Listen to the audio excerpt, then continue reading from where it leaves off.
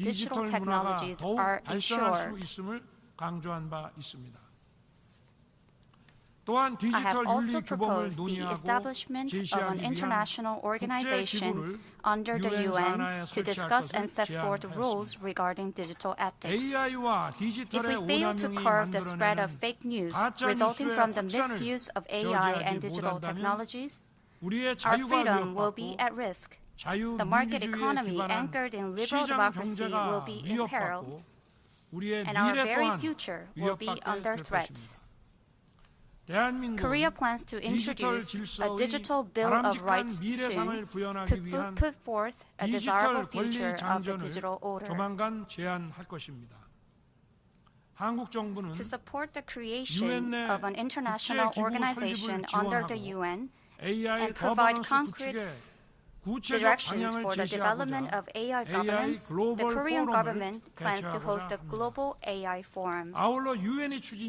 Furthermore, we plan to collaborate closely with the high-level advisory body on AI being established by the UN to provide a network for communication and collaboration among global experts. Mr. President, Mr. Secretary General, distinguished delegates, without international peace and security, development and prosperity remain elusive. During my visit to Kyiv last July, I saw the sorrow in the eyes of children being treated at the National Children's Hospital. Children are our future, yet children are oftentimes the first victims of war. In line with our commitment to the Ukraine Peace and Solidarity Initiative, the Korean government will implement a comprehensive support program that encompasses security, humanitarian assistance, and reconstruction. Furthermore, as I pledged at the G20 summit just 2 weeks ago, Korea will actively support Ukraine's reconstruction by providing $300 million next year and a mid to long-term support package exceeding $2 billion. The nuclear and missile programs of the Democratic People's Republic of Korea pose not only a direct and existential threat to the peace of the Republic of Korea, but also is a serious challenge to the peace in the Indo-Pacific region and across the globe. It is paradoxical that a permanent member of the UN Security Council, entrusted as the ultimate guardian of world peace, would wage war by invading another sovereign nation and receive arms and ammunition from a regime that blatantly violates UN Security Council resolutions. In such a situation, the call to reform the UN Security Council would receive a broad support. And if the DPRK acquires the information and technology necessary to enhance its WMD capabilities in exchange for supporting Russia with conventional weapons, the deal will be a direct provocation, threatening the peace and security of not only Ukraine, but also the Republic of Korea. The Republic of Korea, together with its allies and partners, will not stand idly by. Mr. President, Mr. Secretary General, distinguished delegates, while military strength may vary among countries, by uniting in unwavering solidarity and steadfastly adhering to our principles, we can deter any unlawful provocation. As a member of the UN Security Council for the 2024-2025 term, the Republic of Korea commits to playing a responsible role in promoting and building global peace as we work closely with fellow UN member states. Passing on to future generations on international order grounded in justice and the rule of law, along with sustainable freedom, peace, and prosperity, is a historic responsibility shared by all of us here today. The Republic of Korea, together with the United Nations, shall readily take on this responsibility. Distinguished delegates, the Republic of Korea aspires to host the World Expo 2030 to fulfill its responsibility and contribute to the international community. It was Busan that served as the last bastion defending the freedom of the Republic of Korea when the most of the country was invaded and conquered by the communist forces more than 70 years ago. It was also Busan that rose from the ruins of the Korean War and became the second largest transshipment hub in the world, leading the miracle on the Han River. Without Busan, Korea would not have been able to stand where it is today.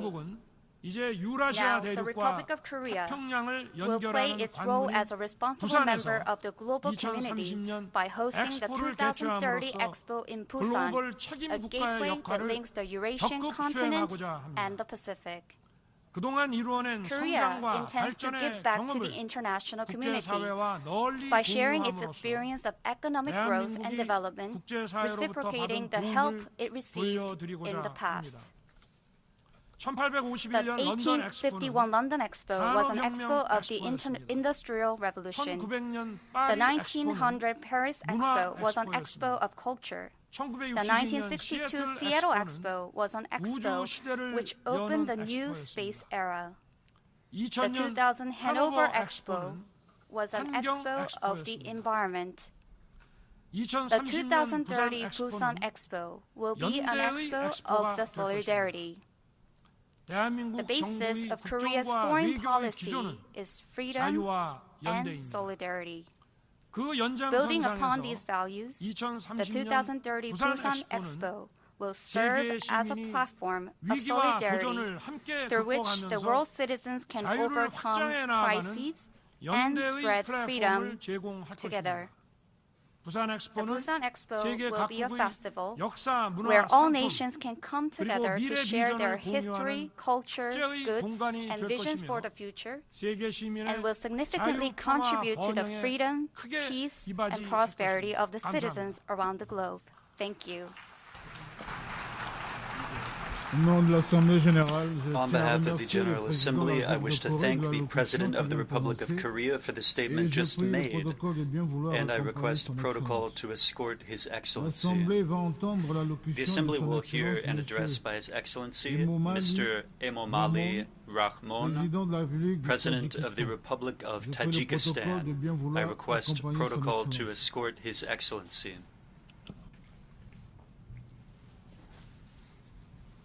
On behalf of the General Assembly, I have the honor to welcome His Excellency, Mr. Emomali Rahmon, President of the Republic of Tajikistan.